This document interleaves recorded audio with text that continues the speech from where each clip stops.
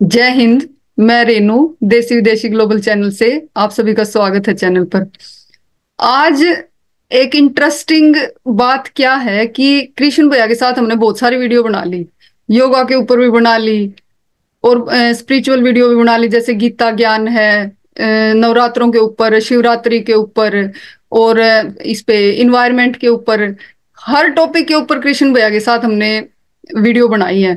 तो इनको इतना ज्ञान कैसे है? एक तो आज इनकी पर्सनल लाइफ के बारे में कुछ पूछेंगे कि इतनी चीजों का ज्ञान कैसे है इनके पास, इतनी सारी नॉलेज। दूसरा, एक इनकी एक बहुत ही अच्छी सक्सेस स्टोरी भी है।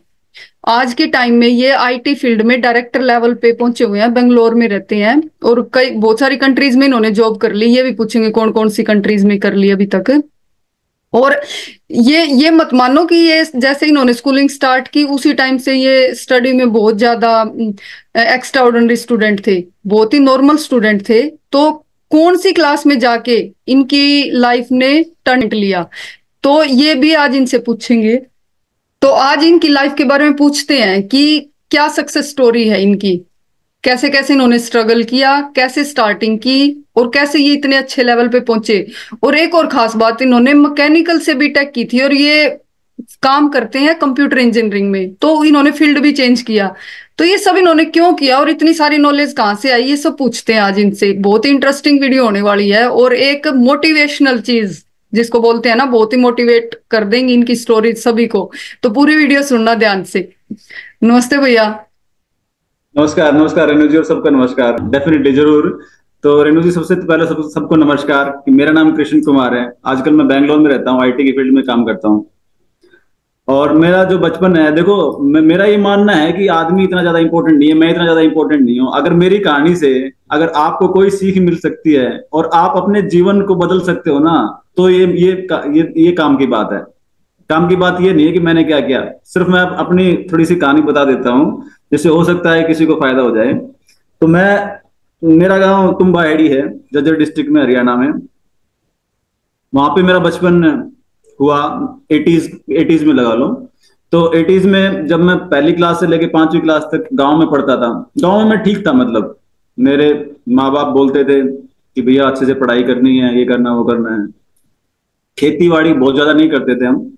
मेन काम था, मेरे फादर जो थे वो आर्मी में थे, आर्मी में रहते थे। मदर हाउस वाइफ थी, गांव में रहते थे। छोटा भाई था एक, दो बहनें थी, दो बहनें, उनकी शादी हो गई थी। तो पहली से लेके 5वीं क्लास तक मैं जब गांव में था, तब जब 5वीं क्लास में मैं गांव में था तो पता लगा कि एक एग्जाम होता है नवोदय विद्यालय का। तो उसके लिए अगर क्लियर कर दिया हो तो आप बोर्डिंग स्कूल में चले जाते हो। तो उसमें क्या है कि सारा खर्चा गवर्नमेंट बियर करती है आपका, 6ठी से लेके 12वीं क्लास तक। तो पता लगा गांव में जो हमारे जो टीचर थे, पढ़ाते थे, चंद्र मास्टर थे, अभी वो नहीं रहे, वो मेरे बहुत ही फेवरेट टीचर थे। तो उनसे उनसे जब पता लगा तो 4ठी 5वीं क्लास में ही उनके साथ मैंने पढ़ना स्टार्ट कर दिया था। वो ट्यूशन भी पढ़ाते थे और मैथमेटिक्स के ज्यादा क्वेश्चन आते थे और जनरल नॉलेज के। तो उनके बारे में स्पेशल बुक्स लेके आया और पढ़ाई करनी स्टार्ट करी। तो जैसे जैसे पढ़ाई करनी स्टार्ट की तो लकीली क्या हो गया, तो 5वीं क्लास में मेरा वो एग्जाम क्लियर हो गया और मैं बोर्डिंग स्कूल में चला गया। गांव से निकल के बोर्डिंग स्कूल में चला गया। 6th क्लास में? 6ठी क्लास। हाँ, 6ठी क्लास में बोर्डिंग स्कूल में चला गया। तो बोर्डिंग स्कूल में जाने का फायदा एक तो ये हुआ कि आपको ना इंडिपेंडेंट रहने की आदत पड़ती है थोड़ी सी। घर से थोड़ा सा दूर रहते हो। हालांकि पेरेंट्स संडे को मिलने के लिए आते थे, लेकिन मेरी मदर आती थी, फादर तो आर्मी में थे। तो आपको इंडिपेंडेंट रहने की आदत पड़ती है। और 6ठी 7वीं क्लास में ही हमने अपने कपड़े धोना, अपने बर्तन साफ करना, ये सब करना अपना स्टार्ट कर दिया। तो धीरे धीरे, स्टार्टिंग में छोटा बच्चा होता है तो थोड़ा सा मुश्किल होती है, लेकिन धीरे धीरे वो आदत पड़ गई कि अपना काम खुद करना है। तो एक तो जो बच्चे हैं ना आजकल के, आई थिंक हमको इंडिपेंडेंट रहना सिखाना चाहिए बच्चों को, और बच्चों को भी खुद सीखना चाहिए कि हमको इंडिपेंडेंट रहना है। 6ठी 7वीं क्लास में जब मैं पेरेंट्स से थोड़ा दूर हुआ तो बच्चों में चंचलता होती है, तो पढ़ाई में थोड़ा वीक होता गया। पढ़ाई में थोड़ा ध्यान कम होता गया। 6ठी में ठीक था, 7वीं 8वीं क्लास में थोड़ा वीक हो गया, 9वीं क्लास में और ज्यादा वीक हो गया। 10वीं क्लास के स्टार्टिंग में हमारे इंग्लिश के टीचर ने एक, अचानक कई बार क्या था स्कूल में ना, स्कूल के बाद प्रिपरेशन लगती थी, प्रिपरेटरी पढ़ाई, तो बच्चे अपने आप बैठ के पढ़ते। तो टीचर आए, उन्होंने अचानक से एक टेस्ट ले लिया। 10 नंबर का टेस्ट था और उसी टाइम उन्होंने चेक किया और थोड़ी देर के बाद प्रिंसिपल आ गए, तो प्रिंसिपल सभी बच्चों को उठा के बोल पूछ रहे थे कि तेरे कितने नंबर आए, तेरे कितने नंबर आए। तो मेरे उस एग्जाम में, क्योंकि मैं इतना बहुत ज्यादा पढ़ाई में ठीक नहीं था उस टाइम पे, 9वीं क्लास 10वीं क्लास में, तो मेरे उस एग्जाम में नंबर आए थे 3 10 में से। मेरे को उठा के बताया 3, तो प्रिंसिपल ने क्या किया, जिसके भी कम नंबर थे ना 3 4 तक, मतलब उसका सबका नाम नोट कर लिया। अब हमको नहीं पता था ये नाम क्यों नोट कर रहे हैं, नाम नोट करके अपने ऑफिस में गए और हमारा एड्रेस तो उनके पास था, सबके घर पे चिट्ठी डाल दी कि तुम्हारा बच्चा पढ़ाई में ठीक नहीं है। अब मेरे घर पे भी चिट्ठी की, मेरे को पता ही नहीं था चिट्ठी गई है, क्योंकि किसी प्रिंसिपल ने थोड़ी बताया था कि मैं चिट्ठी डालने वाला हूँ। घर में चिट्ठी गई तो मम्मी को जब चिट्ठी मिली तो मम्मी को पढ़ाई लिखाई आती नहीं, तो उन्होंने पड़ोसी से पढ़ाई, पड़ोसियों ने बताया कि तुम्हारा बच्चा पढ़ाई में ठीक नहीं है। अब घर वालों को टेंशन, घर वालों को बहुत टेंशन होगी। तो अचानक, वैसे मेरी मम्मी मेरे से मिलने के लिए आती थी संडे को, उस दिन अचानक हफ्ते में बीच में मिलने के लिए आ गई। तो मैंने अचानक देखा कि आज क्या बात होगी, ऐसा बीच में क्यों मिलने के लिए आ गई। तो उन्होंने बताया ऐसे ऐसे चिट्ठी आई है। प्रिंसिपल के पास गए तो प्रिंसिपल ने मेरे को खूब धमकाया, और मेरी मम्मी को भी ऐसा फील हुआ कि मतलब कुछ तो बहुत ज्यादा गड़बड़ हो गई है। और उस टाइम मेरे को दिल में ट्रिगर हुआ कि कुछ तो मैंने गड़बड़ किया है, कुछ मैंने गलत काम किया है। और मैंने सोच लिया था कि बस आज के बाद से ये बात दोबारा नहीं होगी। तो वो और उस दिन, पड़ोसियों से पढ़वाई जब आंटी ने वो, तो पड़ोसी तो ऐसी बुरी बातों को तो आग की तरह फैलाते हैं, अच्छी बातों को कोई नहीं बताएगा। हाँ, पड़ोसियों को तो मजे हो गए थे। पड़ोसी तो आपस में भी बात कर रहे थे, और बाकी पड़ोस में भी बोल रहे थे कि भैया इनका बच्चा तो अच्छा नहीं पढ़ता।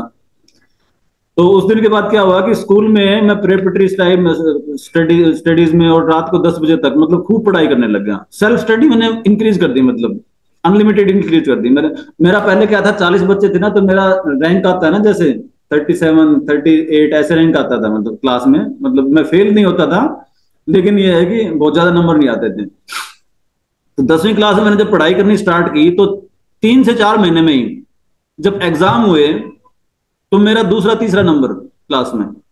जितने भी टीचर थे सारे हैरान हो गए, ये क्या हो गया, ये तो नॉर्मल बच्चा था, ये तो मतलब इतना ज्यादा पढ़ता नहीं था, पीछे नंबर आते थे इसके अचानक। तो सभी का फोकस बढ़ गया मेरे ऊपर, सब मेरे से और ज्यादा मतलब इंटरेस्टिंग तरीके से मेरे को पढ़ाने लगे, क्योंकि टीचर हमेशा ना चाहता है कि उसका बच्चा सक्सेसफुल हो।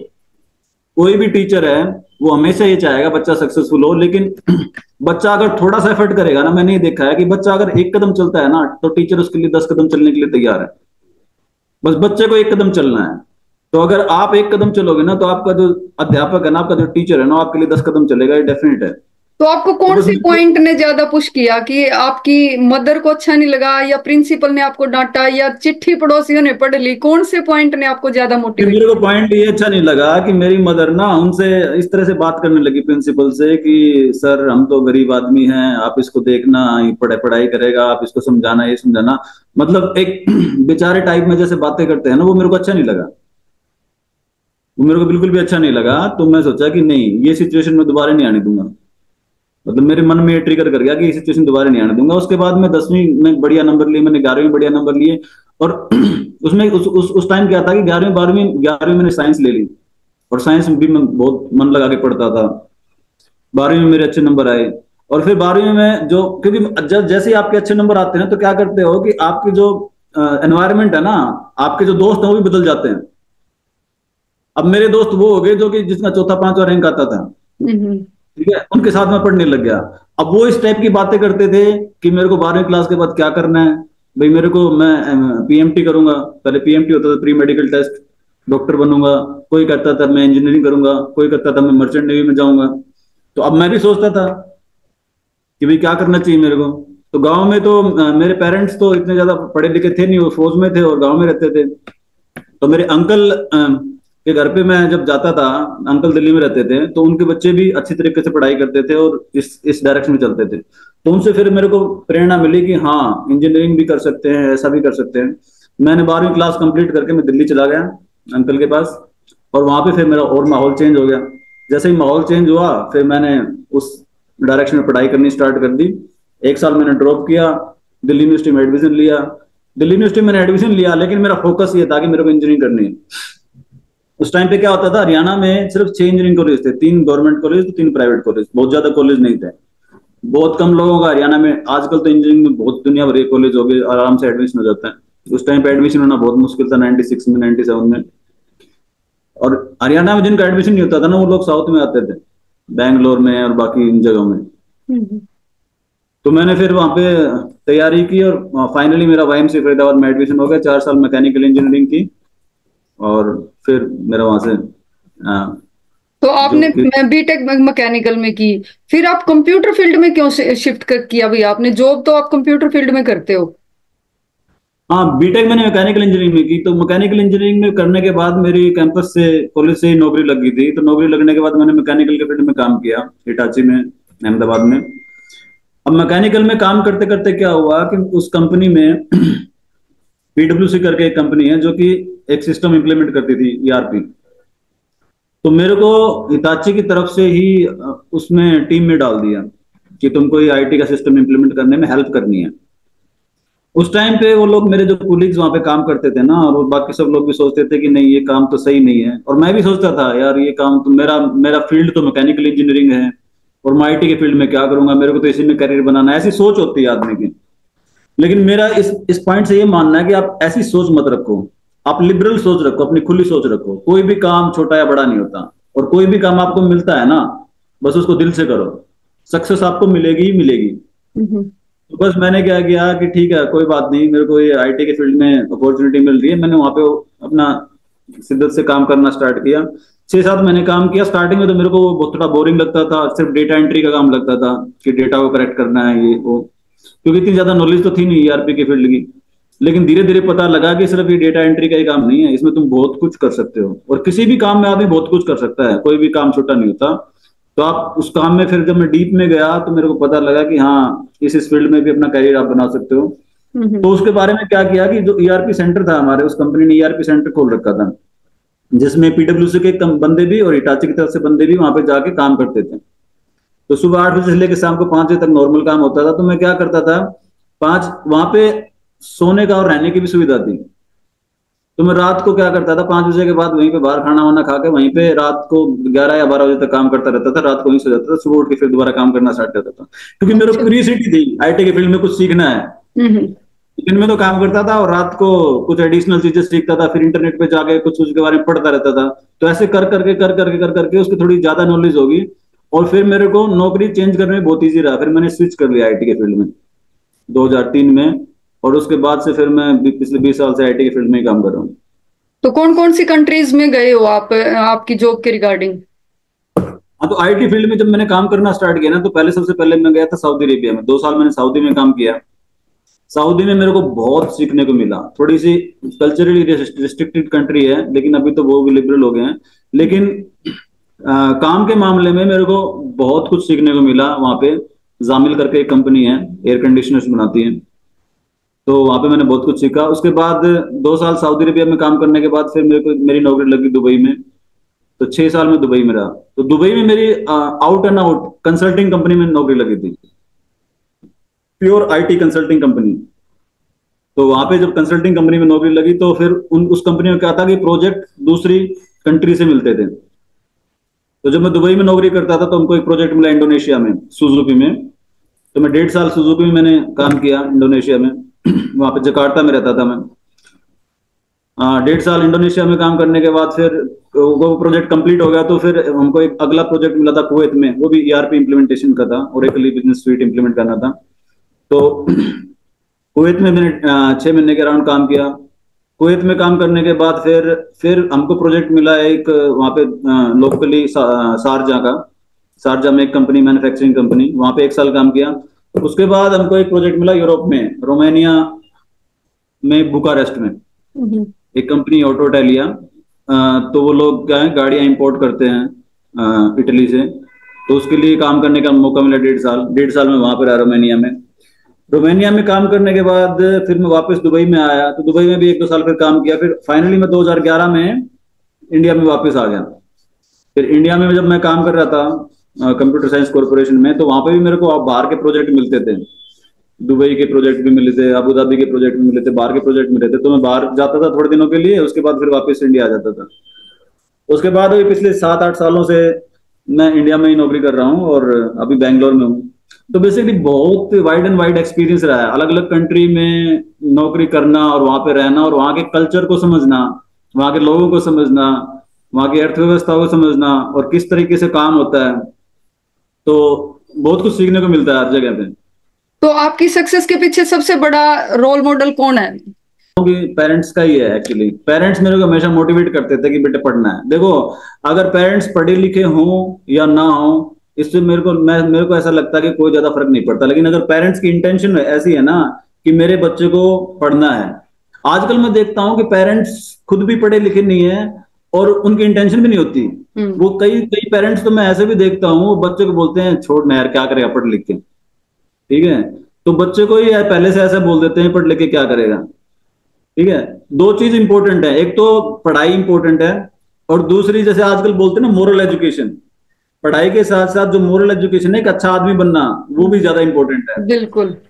तो सिर्फ सिर्फ और सिर्फ अगर आपने पढ़ाई कर ली, आप सक्सेसफुल भी हो गए, आपकी नौकरी भी लग गई, पैसे भी कमा रहे हो, तो मैं उसको सक्सेस नहीं मानता। मैं जब तक वो पर्सनली सोशलाइजेशन नहीं है, मोरल एजुकेशन उसके पास नहीं है, तब तक वो मोरल एजुकेशन नहीं है।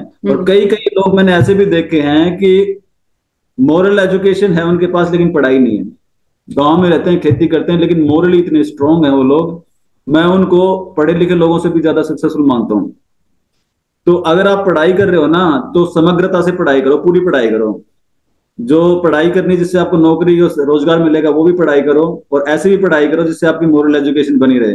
पेरेंट्स की रिस्पेक्ट करो, लोगों की रिस्पेक्ट करो, अच्छी दिशा में चलो। आप किसी भी कंट्री में काम करो, इससे कोई फर्क नहीं पड़ता। हिंदुस्तान में काम करो, हिंदुस्तान से बाहर काम करो। तो पेरेंट्स की बात मानो। पेरेंट्स को भी ये समझना चाहिए कि हमको अपने बच्चे को सही दिशा देनी है। सही बात है। बच्चे को चाहे कपड़े नए मत दिलवाओ, पुराने कपड़ों में भी काम चल जाएगा, बट एजुकेशन और मोरल एजुकेशन और सोशलाइजेशन, ये पॉइंट बहुत जरूरी है बच्चे के लिए। बिल्कुल बिल्कुल। और दूसरा सबसे ज्यादा इंपॉर्टेंट है मेरे लिए, मेरे टीचर चंद्र मास्टर हैं गांव में, अभी वो नहीं रहे, लेकिन मेरे लिए वो एक रोल मॉडल थे। उन्होंने बहुत मोटिवेशन किया चौथी पांचवी क्लास में, उसके बाद भी हम लोग मिलते रहते थे। लेकिन जब फोर्थ और फिफ्थ स्टैंडर्ड में जो ट्रांसफॉर्मेशन किया है ना, वो सिर्फ उनकी वजह से है। उन्होंने ट्यूशन पढ़ाया, उन्होंने सही मार्गदर्शन दिया, उन्होंने मेरा फॉर्म भरवाया। उनको, मेरे को क्या पता था कि कहाँ पे नवोदय विद्यालय, मेरे को कुछ नहीं पता, ना ही मेरे पेरेंट्स को पता था। वही फॉर्म उन्होंने फॉर्म भरवाया। उस टाइम पे गांव से टेम्पो चलता था, तो टेम्पो में बैठा के वही लेके गए थे एग्जाम दिलवाने के लिए। ना मेरे पेरेंट्स लेके गए, ना कोई, पेरेंट्स तो फौज में थे, फादर तो मदर हाउस वाइफ थे, मुझे पता नहीं था। तो मेरे को याद है अभी भी, जब रिजल्ट आ गया था ना, तो हमारे गांव में से 4 बच्चों का सिलेक्शन हुआ था नवोदय में। तो 3 लोगों की चिट्ठी आ गई, मेरी भी चिट्ठी आई हुई थी, लेकिन मेरी चिट्ठी घर पे नहीं आई। तो मैं बेचैन सा था। तो मैं अपनी मदर को बोल रहा था कि देखो उसकी भी चिट्ठी आ गई, उसकी भी चिट्ठी आ गई, उसकी भी चिट्ठी आ गई, मेरी नहीं आई। तो मेरी मदर को ऐसे ही नॉर्मल लगा, कोई बात नहीं, ऐसे नॉर्मल एग्जाम दिया होगा, नहीं आई तो कोई बात नहीं। तो फिर, लेकिन मैं तो बेचैन था। तो मेरी मम्मी बोली तो एक काम कर, तो पोस्ट ऑफिस में जा पूछ के कि वो भी पड़ोसियों में पहुंच गई और चिट्ठी भी। हाँ, तो मैं स्पेशली पोस्ट ऑफिस में गया और मेरे को चिट्ठी मिली। तो मैं लेके आया, मैं बहुत खुश था उस दिन। एक तो मैं उस दिन बहुत खुश था, और दूसरा टाइम था जब मेरी खुशी का, जिस दिन मेरा इंजीनियरिंग में एडमिशन हुआ था, उस दिन मैं बहुत खुश था। तो वो ऐसे पल हैं जो मैं कभी भूलता नहीं हूँ जिंदगी में। देखो उस दिन वैसे खुश थे आप, पर वो एक पॉइंट जिस दिन आपके प्रिंसिपल ने आपका लेटर डाला ना और आंटी ने पड़ोसियों से पढ़वाया, वो आपकी लाइफ का टर्निंग पॉइंट वो था वैसे मेन। वहां से आपने एकदम से दिमाग आपका बनाया कि नहीं, पढ़ना है और मैं बहुत गलत रास्ते पे चल रहा हूँ। वो बहुत अच्छी सीख थी। और ये देखो 9th क्लास में थे तो बहुत सारे बच्चे ये सोच लेते हैं कि मैं तो बहुत 9th 10th क्लास में हो गया हूँ, कि आगे जा चुका हूँ, अब मैं पीछे का कवर नहीं कर सकता। तो ये भैया की स्टोरी से सीखने लायक बात है ये, कि कोई भी टाइम ऐसा नहीं होता, कहीं से भी स्टार्टिंग कर सकते हो आप। 9th क्लास में इतने मोटिवेट हुए भैया कि देखो कहाँ पहुंच गए। तो ये बहुत अच्छी सीख मिली है आपकी स्टोरी से भैया। बिल्कुल, वो संकल्प शक्ति है। उस टाइम पे मेरे को ये नहीं पता था कि संकल्प क्या होता है। अब जब मैं स्पिरिचुअलिटी में, आध्यात्म में थोड़ा सा मैं पढ़ने लग गया हूं, तो मेरे को पता लगा संकल्प क्या होता है। लेकिन उस टाइम मेरे को पता नहीं था संकल्प शक्ति क्या होती है। संकल्प शक्ति वो होती है एक ऐसा पॉइंट जो आपको इतना मोटिवेट कर दे कि आप ट्रांसफॉर्म हो जाओ, आप एकदम चेंज हो जाओ। वो कुछ भी पॉइंट हो सकता है। अगर आप, हो सकता है कि किसी एग्जाम में फेल हो गए, आपके मन को इतना फील हो गया और आपको ऐसा लगा कि मेरे को यहां से चेंज होना है। जो आपके जीवन में जो बुरे वक्त आते हैं ना, जो परेशानियां आती हैं, वो आपको एक संकल्प क्रिएट करने की क्षमता रखते हैं, और संकल्प क्रिएट करने की तरफ आपको प्रोत्साहन देते हैं एक्चुअली, कि उस डायरेक्शन में आप बढ़ो। लेकिन कई बार क्या है कि हमको ये बातें समझ में नहीं आती। बस वो टाइम था। अब उस टाइम पे बस मेरे दिमाग में क्लिक कर गया और उसके बाद फिर से मैंने बस तो आप पूरा। इंजीनियरिंग फील्ड में चले गए, आप जॉब भी आईटी फील्ड में करते हो, तो आपने योगा का सर्टिफिकेट भी लिया है और ये स्पिरिचुअल साइड में भी चले गए आप, गीता ज्ञान और ये सब सारे ज्ञान आपने ले लिए, इस साइड कैसे मूव किया आपने? देखो क्या था ना कि जैसे जैसे मैं पढ़ाई भी की, मैंने नौकरी भी की, इतने सारे देशों में मैं घूमा और वहां पे भी नौकरियां की। मटेरियली सारी सक्सेस मिल गई, ठीक है, घर भी बना लिया, बच्चे भी हैं, सब कुछ, एवरीथिंग इज फाइन। लेकिन फिर भी क्या क्या लगता है ना कि कुछ अनफुलफिलिंग है, मतलब कुछ तो है जो कि पूरा नहीं है।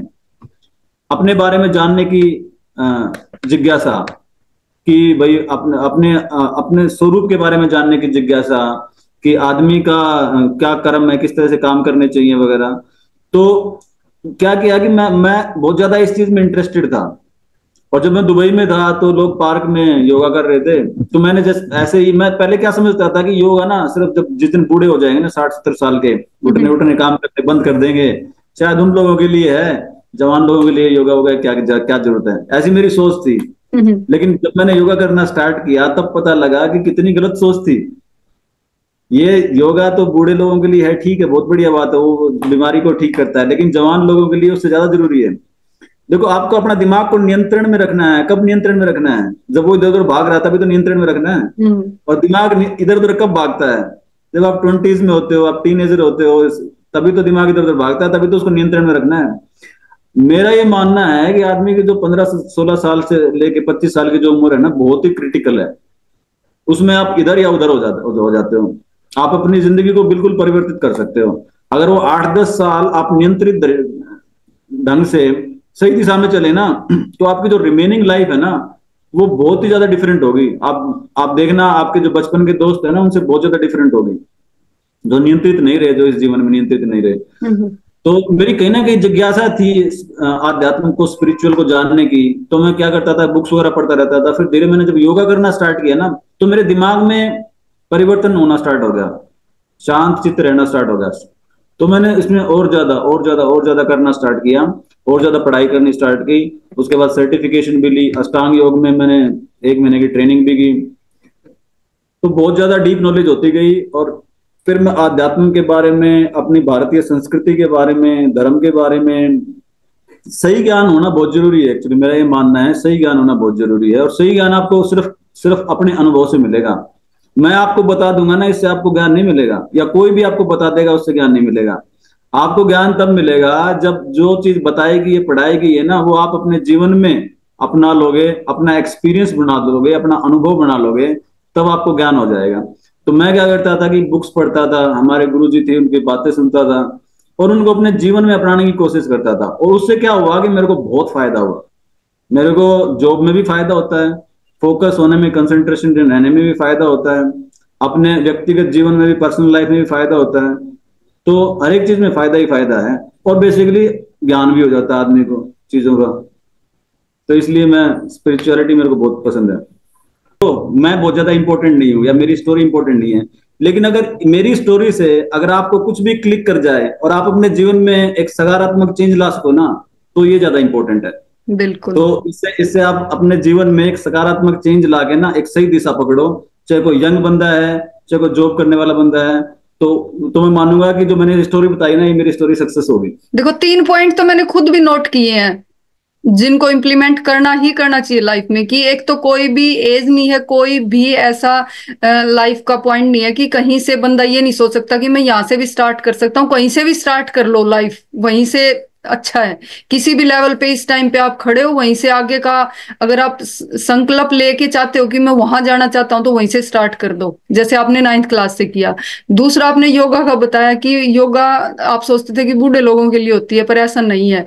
ये अगर जवान लोग भी ये स्टार्ट कर देंगे तो वो बीमारी आएंगी ही नहीं। एक दूसरी बात ये बहुत अच्छी लगी। तीसरा, ये आपने आध्यात्मिक ज्ञान के बारे में बताया कि जैसे कंसंट्रेशन जिससे बढ़ती है, जिसका जॉब में भी फायदा होता है और अपनी पर्सनल लाइफ में भी फायदा होता है, जिससे आप फोकस कर सकते हैं किसी एक चीज के ऊपर। तो ये 3 बातें तो मैं अपनी लाइफ में भी इम्प्लीमेंट करूंगी। बहुत बढ़िया, बहुत अच्छा। हाँ, और बाकी जो इस वीडियो को सुन रहे हैं, उनको कौन कौन सी बातें अच्छी लगी, कमेंट बॉक्स में अपनी राय जरूर दें। और वीडियो अच्छी लगी हो तो शेयर जरूर करना, और चैनल को सब्सक्राइब करना जो चैनल पर नए हैं। और आपका बहुत बहुत धन्यवाद भैया, आपने टाइम निकाला और आपने एक इतनी अच्छी स्टोरी बताई हम लोगों को कि इसका बहुत फायदा होगा हमें भी, और जो वीडियो देखेंगे उनको भी आई थिंक फायदा होगा सभी को।